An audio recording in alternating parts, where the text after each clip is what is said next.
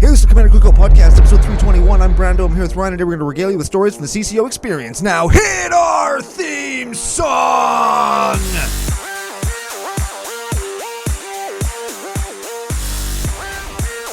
Hey, Ryan.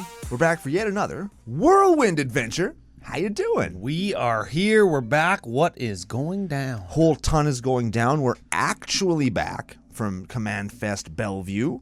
We've had all of our adventures. We got some stories to tell, some people to thank, an experience to portray and pollute your brain with. Before we get to any of that, we have to thank our official business daddies, FusionGamingOnline.com, your source for all your gaming needs. Very much so. And talked with the business daddies at Fusion about some upcoming CCO giveaway stuff. Fantastic to get that rolling, because we're going to do a couple cool, bigger giveaways, stuff that people like, maybe some singles, maybe some packs, maybe whatever. Can I win?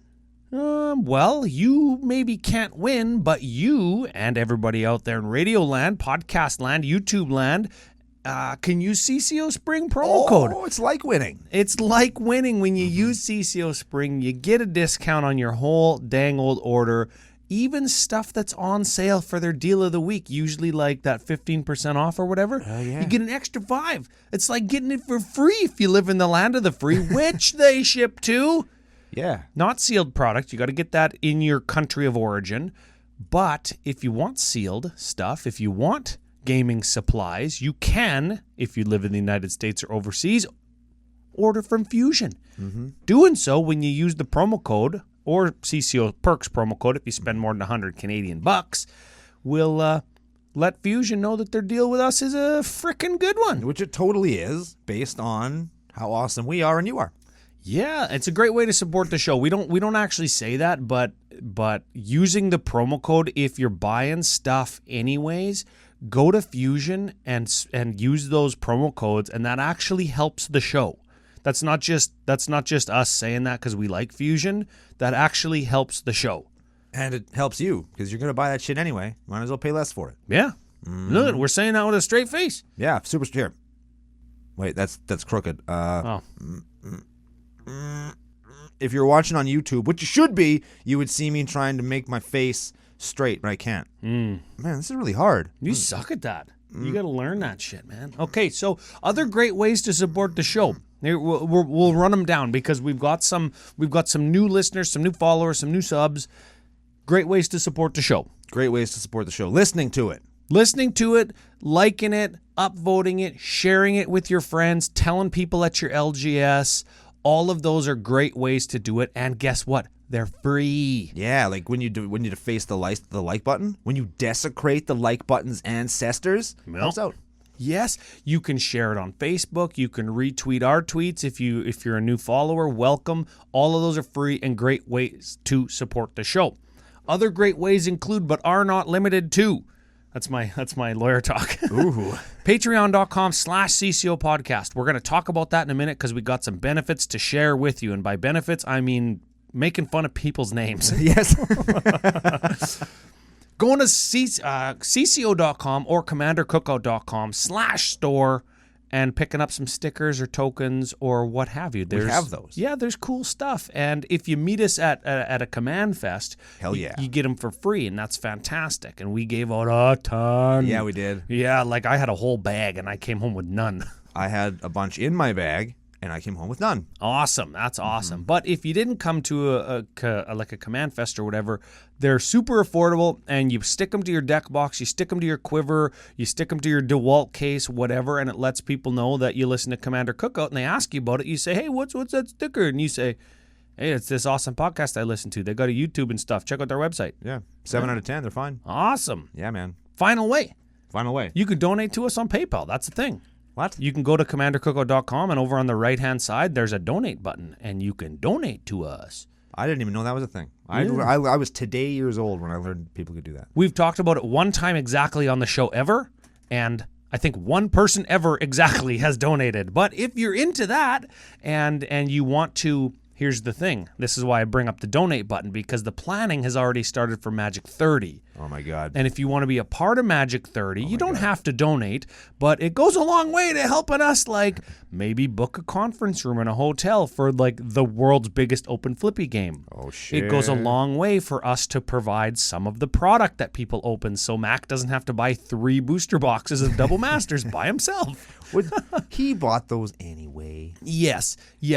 The point is, it goes a long way to maybe having the event catered, like we had some catering at this event. Oh, yeah, there was barbecue and there's pizza. So we baked it ourselves. It was really good. Yeah, the donate button isn't us begging for money on the internet. It's to directly go back into improving the CCO experience, which we are going to talk about in depth, because we talked about it on the walk up to the studio, probably the best Magic / CommandFest that we have ever done. Yeah, it was really good. Yeah, it was really good. Yeah. In terms of like us being like kind of there as like personalities, and like it doesn't reflect on all the people who were there, because everybody who has seen us in other times is great, but we had like a great group of people. We got all sorts of fucking cool stuff. Yep. And it was lots of fun. Yeah. Turns out Bellevue's kind of a neat place. Yeah. Before we get to it, though, I said that we're going to make fun of a bunch of people's names. Oh, yeah, we are. It's one of the multitude of benefits on benefits. Yeah, on patreon.com/CCO Podcast. Probably the best way to support, because you do get access to the Discord, and we pick your decks when we do deck techs. Remember when we did deck techs? It was a while ago. It's been a while. Yeah, but maybe we'll do one next week. It's been a month and a half or so. But we'll do a deck tech. We'll pick your deck. That's the thing. You got a direct line of communique to us because you're on the Discord, and it's a great community there. And it's a bunch of 7 and 7s out of 10 there. Absolutely. Is what I really meant. At the top end. Mm-hmm. We have some new patrons and an increased patron. Okay. So let's start with the increase, because that's easy. Yep. Tyler Matuli Stone. Oh, man. Metal Tool. That guy went hard with us. Yeah, he fell asleep in a crib. He slept in a crib all 3 nights. In a crib? Yep.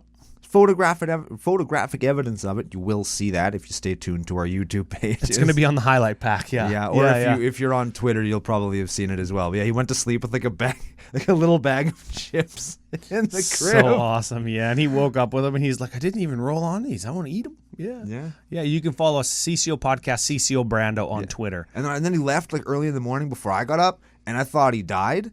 And then now I'm convinced he's a ghost. Yes. So Tyler Matuli Stone is a ghost. If you ever meet him, rip. He said he's living the sequel to his life. I thought that was so fantastic. It's not scary. It's not the afterlife. It's just the sequel. Yeah. Yeah, it's my life too. It turns out it's just the same. You still have to do all the same shit. You still have to sleep, eat, poop, wipe your butt. Yep. Man, that's something that I'm looking forward to not doing ever again. Okay. Well, let's move Sleeping, on. I mean. Oh, okay. Yeah.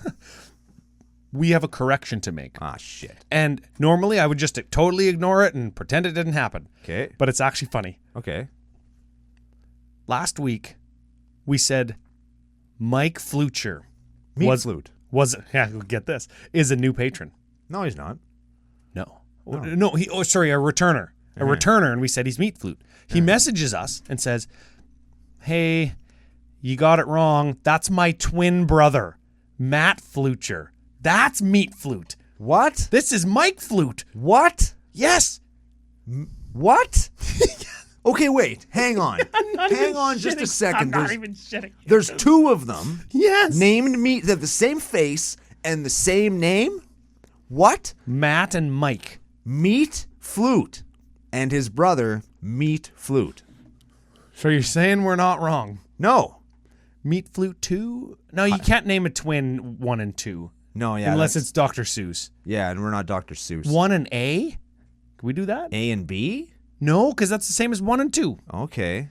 Kinda. Meat Flute the Second? That's the same as 2. Meat Flute the Second Coming? Oh! Bro. Instead of Meat Flute. Meat Toot. Meat Toot. Yeah. Yeah, we got there. Oh, yeah. Meat Toot. Meat Flute, Toot. Meat Toot. Okay, perfect. frick. We're so good at this. So awesome. We are professionals. Okay, I got to lean in because the text is small. I got to lean in. Okay. Next new patron, Eric Lawson. Sounds like Lawson. Like he's the he's the suit of CCO. Like he's the child of the sheriff. Yes. He's the deputy. Yes. Eric the deputy. Yeah. He'll take you to task. I like that. And then get shot.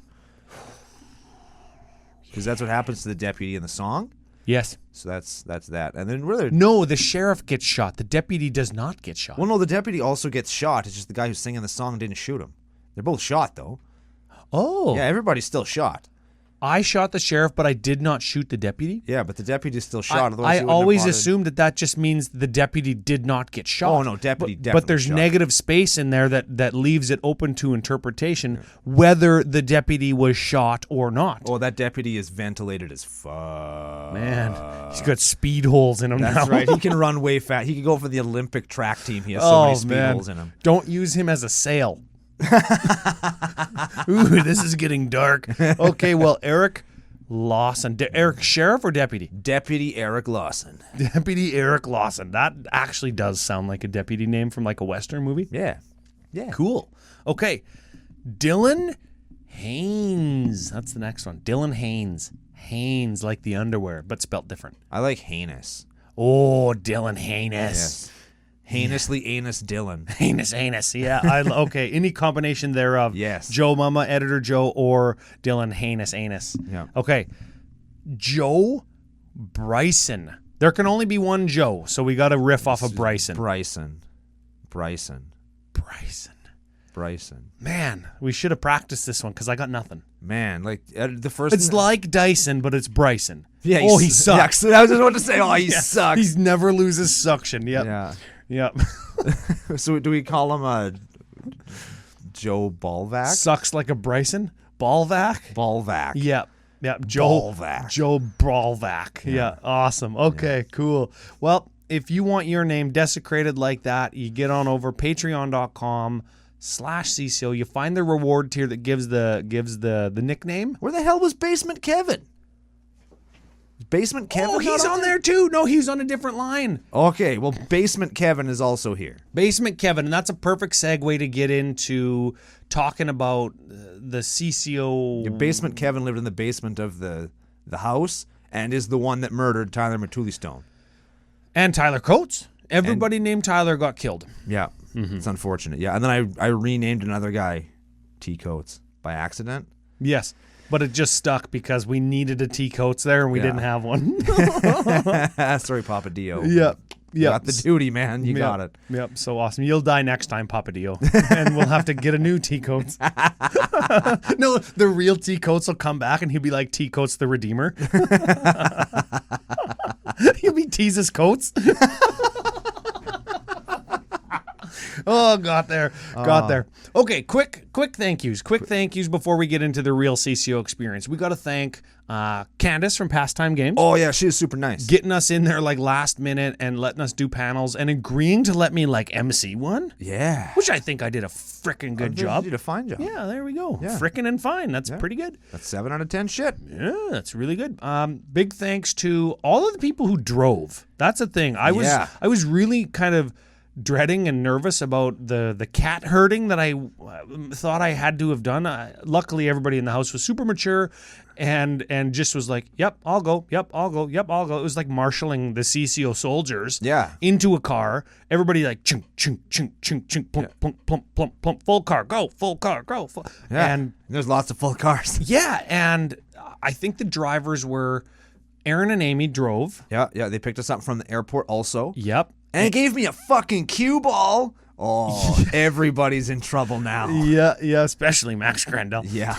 Oh, man. Aaron and Amy drove, and Tyler Matulistone drove, Yep. because he's somewhat local, and J-Rock Confarty drove me, at least me, maybe one other person. So, who did anybody else drive? Papa Dio drive? I don't know. I don't remember. I don't know who else drove. There were so many cars. There was way more cars than I thought. Dan Spann drove. Yeah. So big thanks to all the drivers. Big thanks to all the people in the house, because there was a little bit of a price split there, like 900 ways, which is not what I told VRBO. Thank you very much to the giant spider that also lived in the house for not killing any of us. We really appreciate that. That spider was very scary. Maybe that was who actual Basement Kevin was. Man, that spider was so big. Yep. Oh, man. I thought I was going to have to sleep like on the landing to go into the basement. Yep. Because I wasn't going to have to walk past that thing. And here's an understated one. Here's an understated one, especially at Commander events. Big thanks to the judges. They don't get enough credit because not as oft are judges called on like a casual card playing experience. Yeah. But many a time I heard judge or whatever, and they just like come diving out from behind like light poles and like they zip line down from the ceiling like Owen Hart. Yes. Too soon. Well, I was going to say like Tom Cruise. Works better. Did Tom Cruise zip line out of the ceiling? Well, Sting zip lines out of the ceiling. I was thinking like straight down. Yeah, me too. Like a spy. Yeah, me too. Oh, yeah, Sting did that. Oh, yeah. Didn't he? Out of a helicopter one time. Cool. Yeah, cool, that's what the judges do. They don't get as enough credit. All the event organizers, they're all tired. They're all there from like 7 in the morning when they got to prepare all the way till 10 at night when it ends. And got lots of energy when it comes to approaching you boys at the airport for feedback on independent projects they're working on. Oh, yeah. I don't know if we're supposed to talk about that. We didn't say anything. We didn't even say who he was. Just that we met a dude at an airport, had a great conversation over $13 beers. Yeah, we'll talk about that in a minute. $13 US for a beer? I know it's an airport, but come on. Mm-hmm. Come on. That was like $100 Canadian. Mm-hmm. Well, we didn't need to drink as many as we drank. Yeah, we kind of did, though. Yeah. Had we not had that many beers, we would have been in way worse shape when we got to Vancouver and couldn't eat any food because everything was closed. Yeah, that sucked. And they were out of everything. You know what's funny is the sushi platters from the airport were the same price as the beers. Usually the sushi is more expensive. Yeah. But we're in Seattle where they make sushi, where sushi comes from. Really? No, sushi does not really come from Seattle, but... Yeah, well, I mean, I guess there might be fisheries out there. It's near the ocean. Yes, very much. So that's why the airport's so big. Moving on. The house. The house. The house was fantastic. Overlooked all of Bellevue and Seattle. The view was fantastic. Yeah, we'll have pictures. Maybe we can have a picture of that on the screen. We'll send one to Joe. He can put one up. Yeah, I think he did already last week. Well, he's going to do it again because now we have pictures that I took. We've got more pictures now, yeah. The house was fantastic. It was like 2,200 square feet, and it slept us all, I'll say comfortably, because there was 2 big enough couches for people to sleep on. Mm-hmm. There was a crib. There was a bunch of beds. Mm-hmm. There was 2 bathrooms. The kitchen was adequately sized, and there was like a big table, and then another table in like a breakfast nook. Yeah. And then there was chairs on the deck. Yeah. And we went there the only 3 days that it didn't rain in Seattle. Yeah. And it was like hot. It was beautiful. Hey? Yeah. Yeah. So the house was good. I want I'm going to put you on the spot a little bit. Your favorite memory from the house. What's the favorite CCO experience thing from the house that you did? Group picture. Group picture? Group picture. The one with the middle fingers? I super secretly love group pictures. Yep. And that was one of them, and it was super cool because it's all these people that I had hung out with, and I had a great time for like 72 hours with. Yep. And then we all got to take a picture together so I could memorialize that, and I'm going to print it off and put it in a frame and hang it on the wall. That's pretty cool. Mm-hmm. Pretty Very cool. excited about that. Cool. I've got kind of 2. One is like my low-key one, and one is like a super intense one. Oh, shit. Yeah, the low-key one was, I don't know what morning it was. Saturday morning? Sure. Sunday morning? Maybe. Who knows? The morning that it was like blue sky, calm, and Aaron and Amy came over, and then like people started to just like file out of bedrooms, but we didn't leave because it was like 8:30, and the event didn't start till 9 or 10. Because of course we're up till 4, and we're up at 8:30. Yeah. How do we do it? Got to fit beer in somehow. Mm-hmm. And we just all hung out on the deck. Eventually, everybody kind of just gravitated to being out on the deck. Yeah. And there was like 10 people out there, and we were just hanging out, leaning up against the rickety old railing, hoping that we didn't fall down a mountain. Oh, yeah, me and Drake were talking wrestling stories. It was cool. Yeah, and we were just chilling out on the deck, and it was just like being at home with people. No, we weren't home. Nobody was at home, but I felt at home. Mine as well have been, yeah. I felt at home because it was just like all these people that I felt like I've known for years and years and years, which kind of we have, but you've never seen them physically, so you get to like that kind of next level. You get more depth in your relationship because you get to see people. That's right. That was the low-key one. Okay, what's the intense one? Intense one. Was tying the world record for most number of 2 people opening and flipping the same card in a row in Open Flippy. Oh, yeah, we were opening the same pack. And it was intense because we got like card 2, and it was a double. Mm-hmm. Card 2, like people opened, and there was 2 people, or 3 people that opened the same card. Mm-hmm. That's a triple double. Mm-hmm. And it's baseball shit. It's basketball. Basketball shit. Those same 3 people opened flipped their next card and got the same card again. A double, triple double. Yeah, double, triple double. That's a basketball thing too. I'm getting a headache. And then 3 people, same 3 people, flipped their next card. Same card. Oh my God. Like the double, triple, or the triple double went to 4. Yeah. And then the double went to 6? Yeah. Or 5? I think. Because I think 5 is the world record. It says on the video. Yeah, it's 5 or 6. It was and like they tied the record, and it was like, oh my God, wah, wah. And then they flipped, and I got your reaction like when you tied, because you were one of them, right? Yeah. And you had to like drink your whole drink because you tied the record, and you flipped it, and you were like, you did like the most Brando reaction ever. And then we got to the next one, and it didn't match, and you were like, oh, and you could just see the soul leave your body because you wanted to break that world record so hard. We got to the fucking uncommons, and it's just they matched. Damn it! Oh man, that was so intense. It was pretty so intense, and I got most of it on video. Fucking cool. Which is super cool. So that'll be on our YouTube at some point if you're watching there, and if you're not, you should, because it's pretty cool. Yeah, very much so. Mm-hmm. So that was like I don't know. That was definitely a highlight, and it summed up the CCO experience because everybody knows when they come to the house how to play Open Flippy. Yeah, and if they don't, they learn really fast. There were a few people who we were playing with that like, well, these rules that it keeps changing. And, it's a rule, don't you know? Yeah, that's how you play. Have you ever played? He's like, no. Oh, okay, well, get good. Well, then grab a beer and a pack and join us. Yeah. You know what else was cool? Remember we had the one dude, he came over and he brought a box of Baldur's Gate for drafting, and there was like a draft that happened, and then like really? We didn't want to draft. We all played over at another table, and there's some Open Flippy happened over here. It was so cool. There was like some low-key draft shit happening. There was some like it was like a magic house. Yeah, like we were actually doing magic stuff as well as just drinking beer in the house. It was really cool. And then we had pizza one night, which I said that already, but I've never ordered pizza that I have to cook myself before. Yeah, that's the thing. I didn't know that was a thing, and it was really good. Yeah, we got like I don't know if it was DoorDash or Uber Eats or what it was, but like all of a sudden at like midnight one night, we get a knock on the door, and I'm like, oh, fuck. We've got, like, more people in here than we should.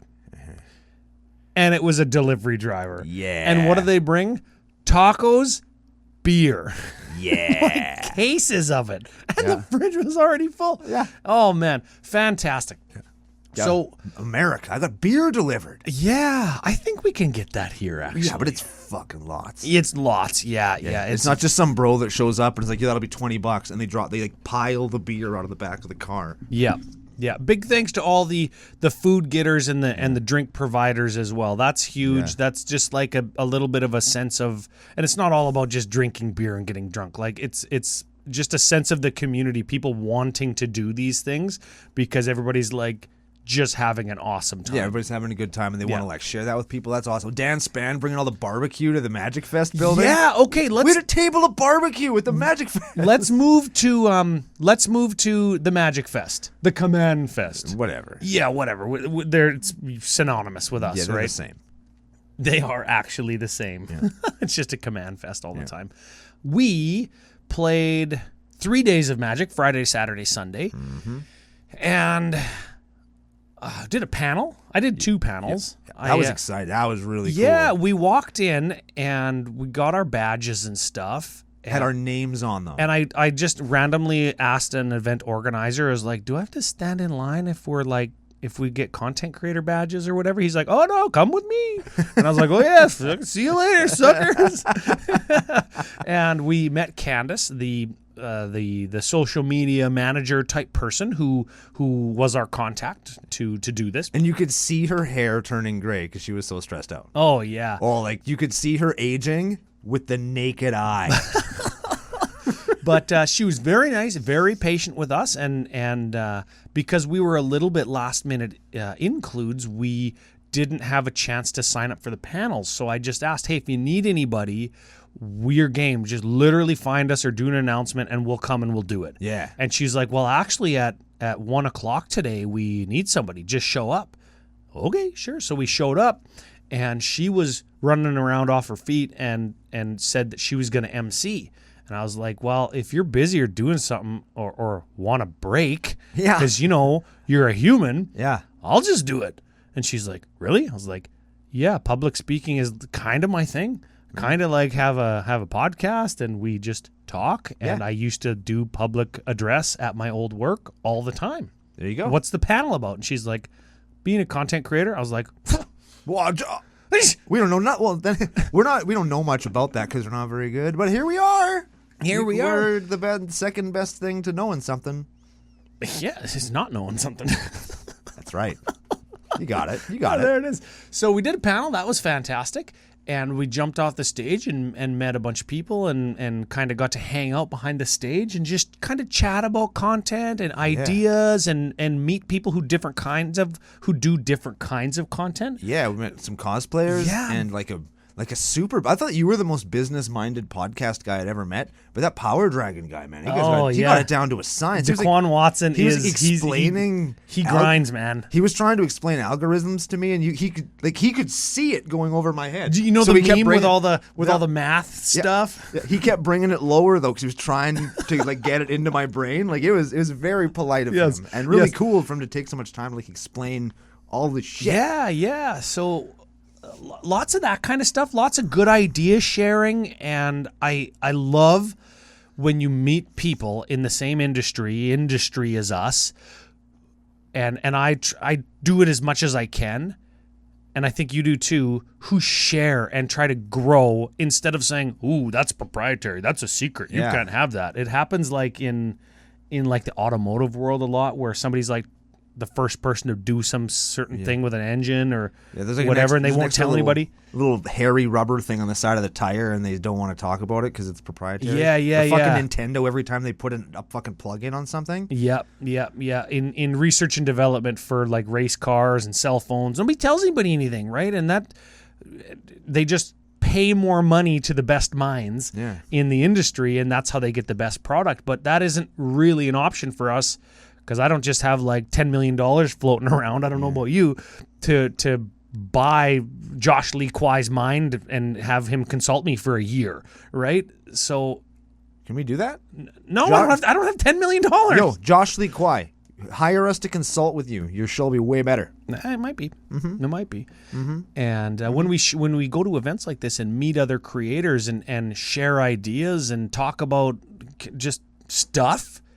Everybody's content gets better. Yeah. The ground floor on everything is higher. Yeah, because we're all different humans, and our content will always be different, but if you kind of have the same sort of, here's how you grow, and here's how you get better, and here's how you engage with your people, it's always better to learn how to do that more because it only makes you better. Yeah. Learning only makes you better. Here's the life lesson of the day. There it is.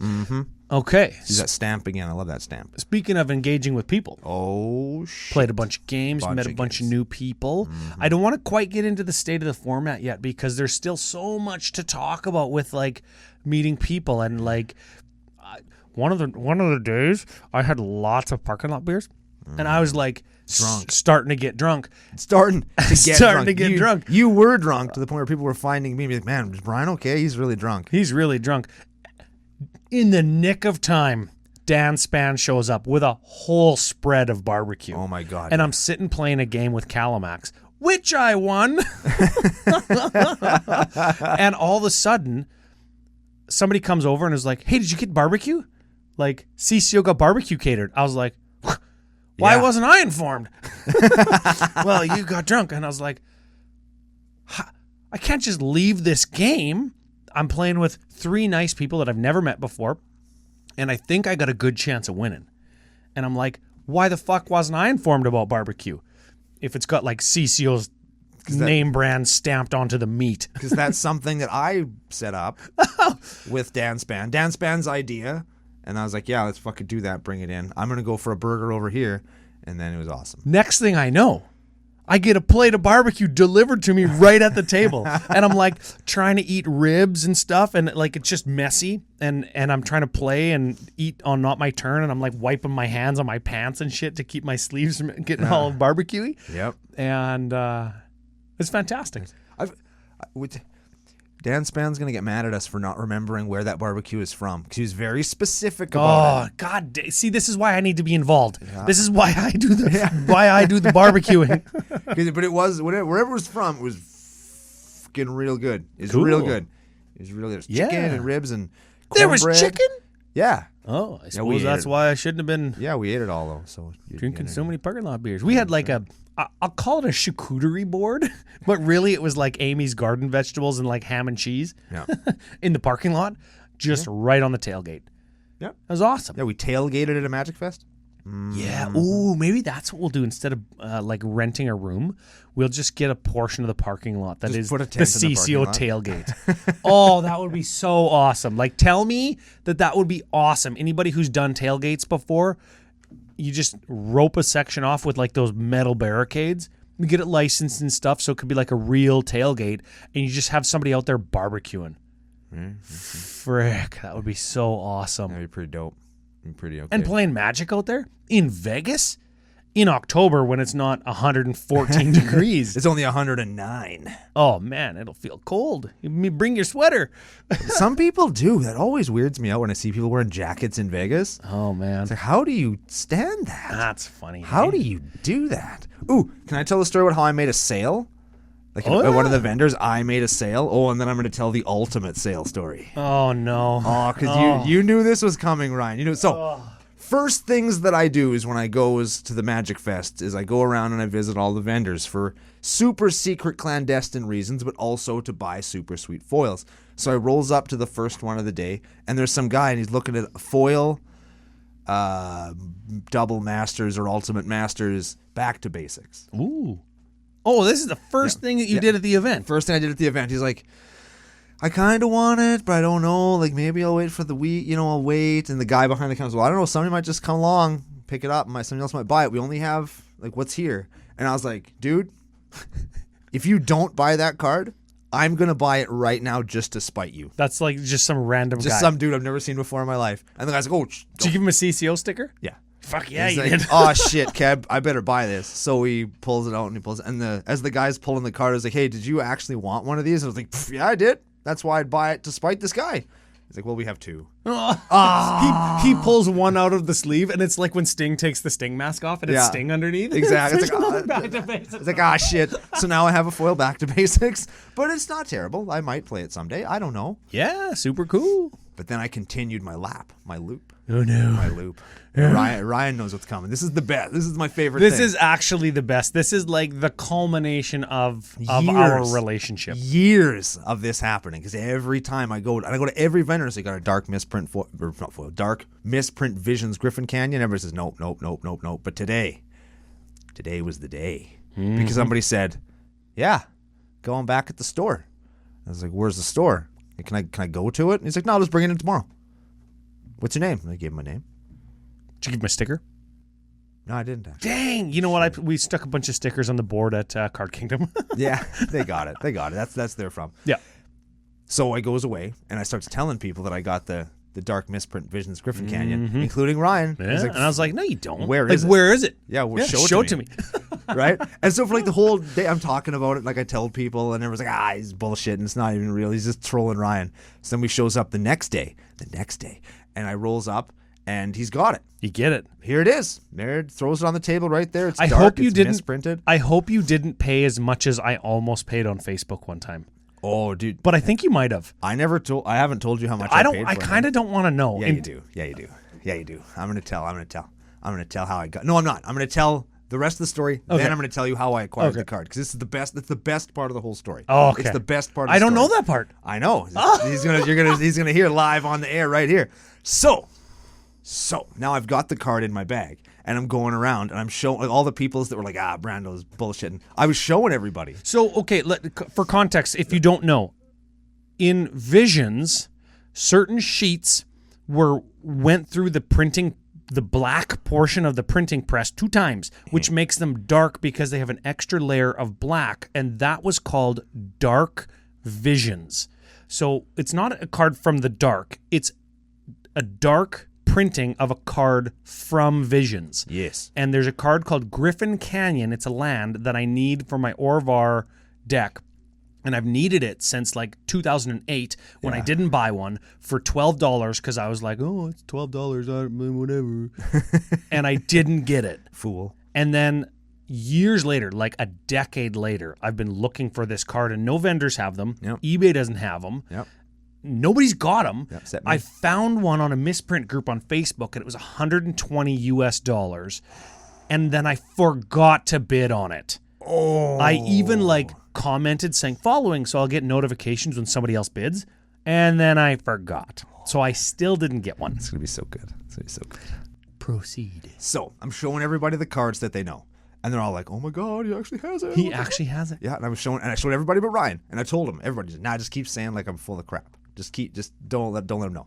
So we go the whole days, and then we goes back to the house. Yep. And we're playing open flippy. Well, no, we opened our presents from Aaron and Amy. That's where you got your pool ball and my fuck sock.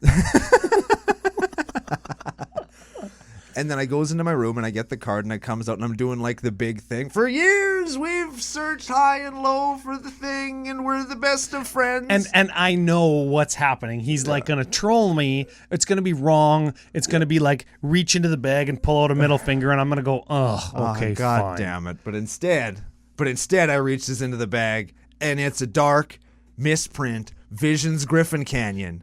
And I says, I just want you to know that I have this. And then I went and I put it back in my bag. And everybody goes, "Wah!" It's still in my bag, for the record. I'm going to try and put it into a deck so I can play it against them. Yeah. Make a Griffin Tribal deck. Yeah, I'm going to play it. We'll deck tech it on CCO. Griffin Tribal. Here's how, that's cool. Like that was next level trolling my buddy thing. Now let me tell you this. Let me tell you how much I paid for that card.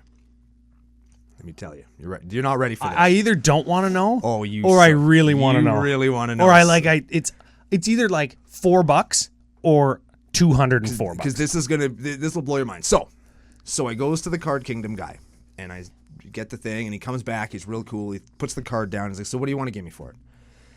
What do you want to give me for it? He doesn't even have a price? Yeah, no price. And I'm like, "Well, here's why I want it. Here's what I'm going to do with it." Oh, I know what you're going to say. And I tell him the whole story.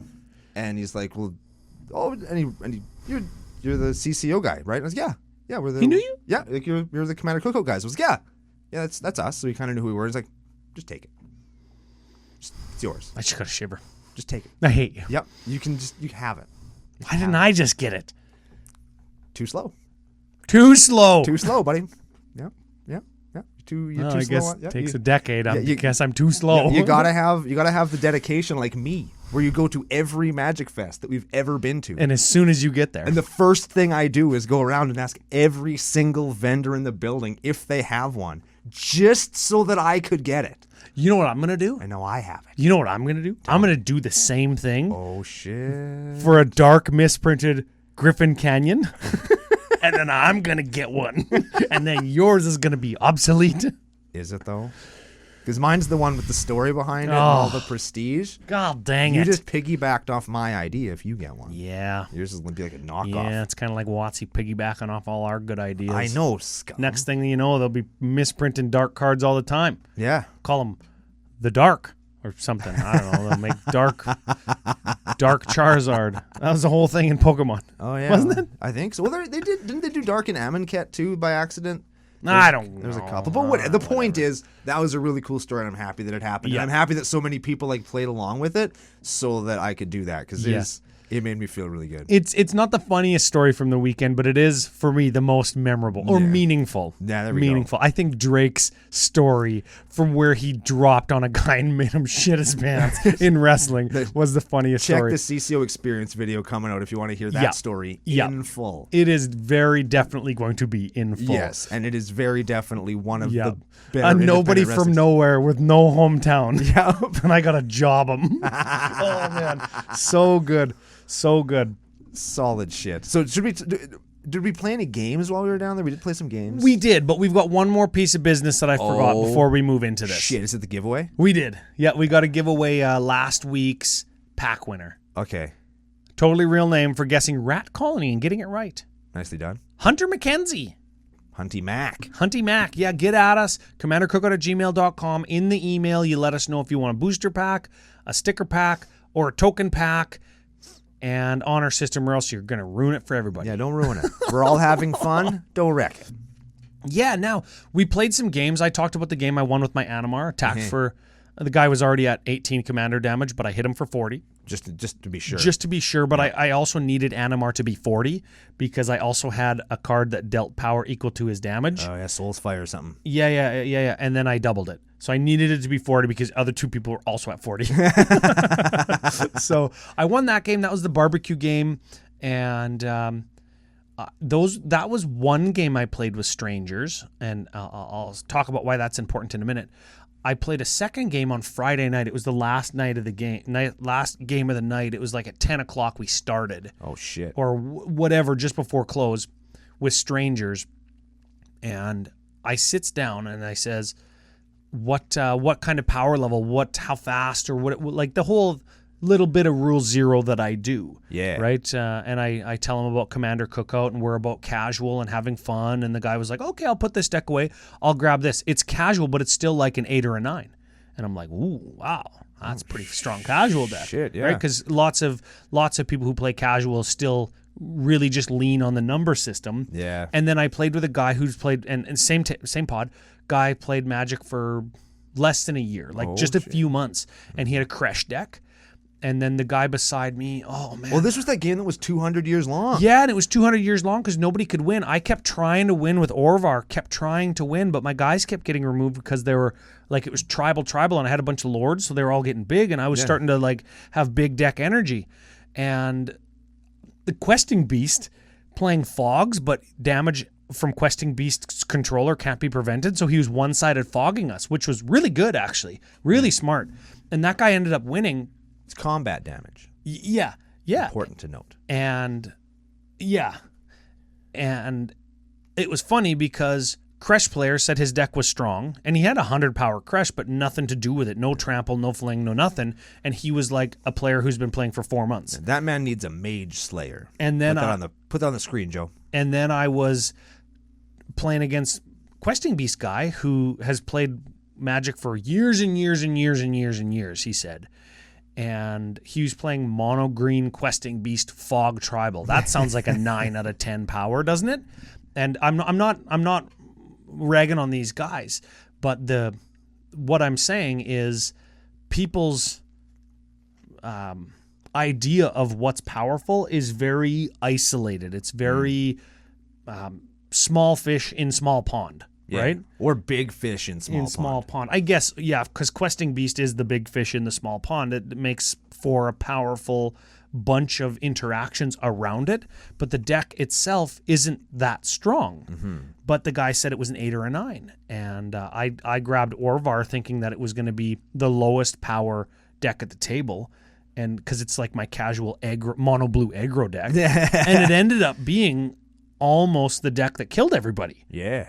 Because it's like it's well built and powerful, but not like fringe CEDH or anything like these guys were saying their decks could be. Yeah. So I wanted to take kind of the temperature. A couple weeks ago we talked about, or last week, CEDH just being EDH now because the removal and the ramp and the interaction from CEDH is commonly played in Commander now, just regular Commander. Yeah. And I wanted to get your take on your games with strangers and with friends, how your decks were perceived, how your perception of people's interpretation of their power level, how it was compared to your power level, somebody who might have a little bit broader kind of idea of what the format's like.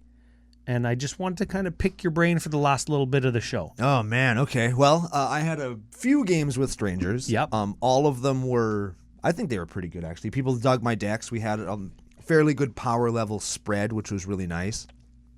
The one that stands out the most for me is because we talked about it on the show. It was like the exact game that we talked about. Like, this is my casual Atali deck. Yep. This is my casual...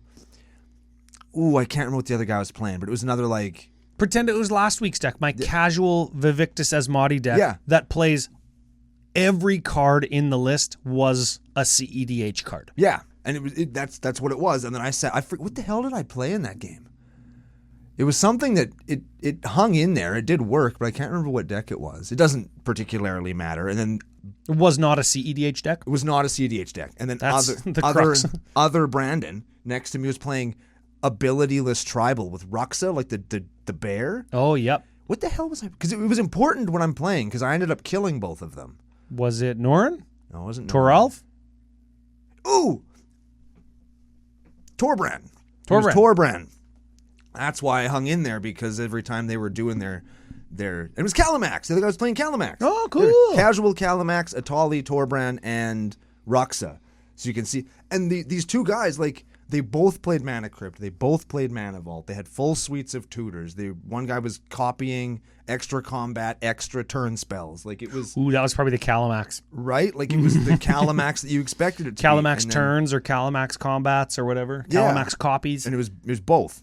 Fucking both. And then Atali was like everything that you would expect out of an Atali deck. He just happened to whiff a bunch of times, which is why he didn't just run away with the game. He had like a turn 3 Atali. He had a turn where he played Atali for like 8, got it countered, played it again, and then Calamax guy dug, hard cast a Force of Will to counter it a second time. Sick. Unbelievable play. Sick. It was so good. Like, it was that sounds so good. That sounds like Commander. Yeah. Regardless of power mismatches, regardless of whatever, if you're hard casting Force of Will off of somebody double casting their Commander same turn, that's freaking Commander. That's easy. Because, like, he free countered it the first time and I was like, oh, he got him. And then he's like, cast it again.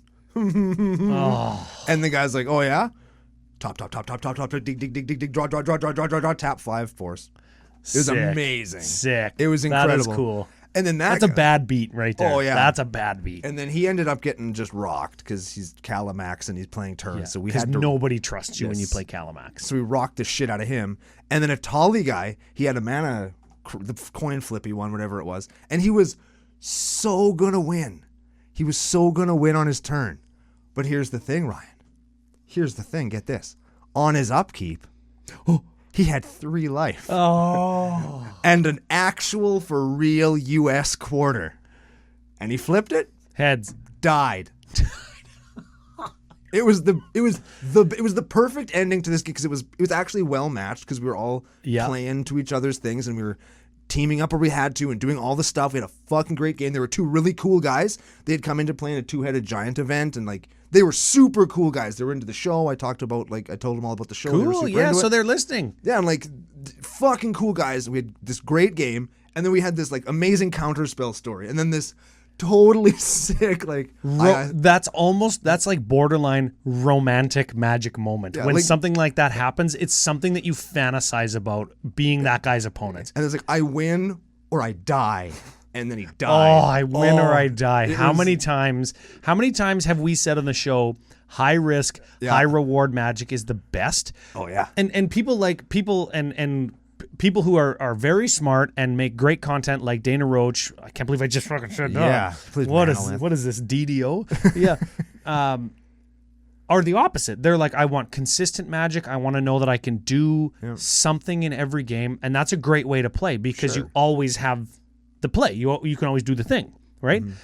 But I'll tell you, there's something high risk, high reward Magic just hits different. Yeah. Like it just, if you're okay with losing, you can also be okay with winning because you want a coin flip. Like it's Las Vegas in the 40s. Right? Right? Like, so cool. Yeah. And then Rux, so good. Then Rux's guy ended up killing me. So like no ability to You lost to a bunch of vanillas. Yeah.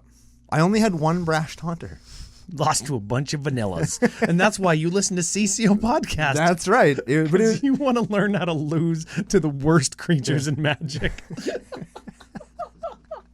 Fantastic. It was super good. And then I had another game with another, I think it was a stranger, where he had like a 25,000 Devilish Valet that I convinced him not to attack me with. Ooh. So we killed this guy. That sounds like Commander too. Hey, attack me, would you? And then he goes, haha, fool. And then he tried to Souls Fire me with the Devilish Valet to kill me too. And I was like, bro, you have obviously never met the most powerful, most versatile, most handsome creature in all of Magic. Die. And he did. They fought each other. Yeah. Devilish Valet just piles on Brash Taunter. Yeah. Oh, it was so good. And and those were the kind of things that were happening with me like on a consistent basis. I don't think I had a couple of bad games where I was like off land, but that's games, your own fault. Yeah, and the games weren't bad. They were still fun. I had a great time playing them. They were with like Lenny and a couple of other nationalites who were playing high end CD and Tyler Matuli Stone. And like we were playing like CDH games and like sure, I got blown out because I didn't draw any land. But how many lines you play? Like 24? It's probably enough, eh? I forget how many I play. It's actually not very many because I play like 37 one-drop guy. Like, right? That's it. Okay, hold on a sec. So I checked the show notes. And I really want to touch on, as far as playing is concerned, I want to touch on where you think the format is at. I talked about a perceived power mismatch that ended up being totally fine, evidenced by the 2-hour-long game. Yeah, 2 hours. It was only 2 hours? Yeah, it felt, Jesus, that game felt like it went forever. Oh, no, you know what? A couple good guys, and just playing decks that were not the regular deck. I never played against Questing Beast. Yeah, I never even thought of Questing Beast. Never knew that I could get one side fogged. That was fantastic, right? And you talked about what you thought was a power mismatch, but it ended up being a good game. Fantastic game. Yeah, and getting blown out when playing CEDH because you didn't draw land because you only play 16 of them. Yeah. What do you? Where do you think 10,000 feet? Where do you think the format's at? Good place, bad place, fine place? Is the need for all of that very minute and specific communication, is it still there? Remember we were talking about that so much last year about like you have to communicate, and we still are a proponent for that. It's still important, but I don't know. Like I do a 2-sentence Rule 0 thing with almost every game I play, and I had no bad games.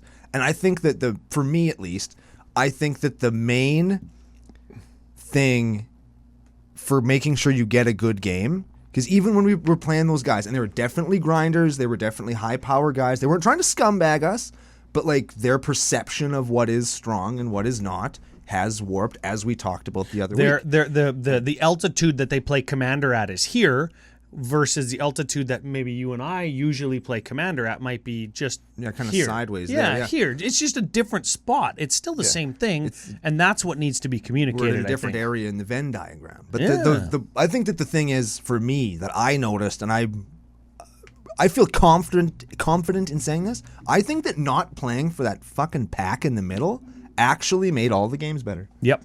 100%. Playing for nothing but fun. Everybody's there to have fun. Nobody's there to grief anybody. Nobody's there to scumbag anybody for, you know what I mean? Nobody's invested at all in doing anything but having a good Commander game. Yep, I 100% agree. I will pick that 100% of the times that option is available to me. So, and I think overall, when you look at it like that, when it's everybody just shows up to play Magic and have fun, it's the best. It's the best.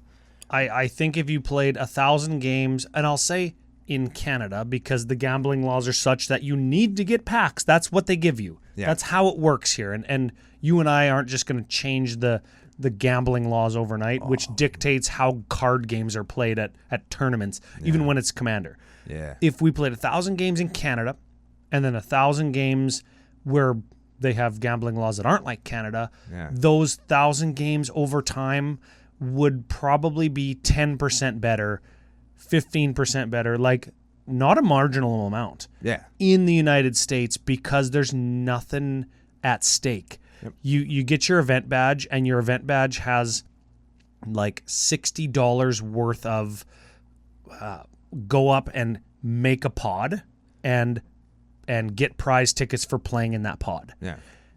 And if you don't do that, and I don't know if we're allowed to say this, but I'm going to say it anyways because I want to let people know that $60 in event credits, you can cash out and just get 6,000 prize tickets at these events or whatever the equivalent is for whoever the tournament organizer is. And you can take your event tickets to the prize wall, and that's where you can get your packs. That's where you can get your whatever's on the prize wall. You don't need to play for those things. And when you take out even the marginalist of prizes, like one regular booster pack, you don't have people saying, well, is your deck strong? Maybe. Yeah. You don't have that. Because they want that pack for some reason.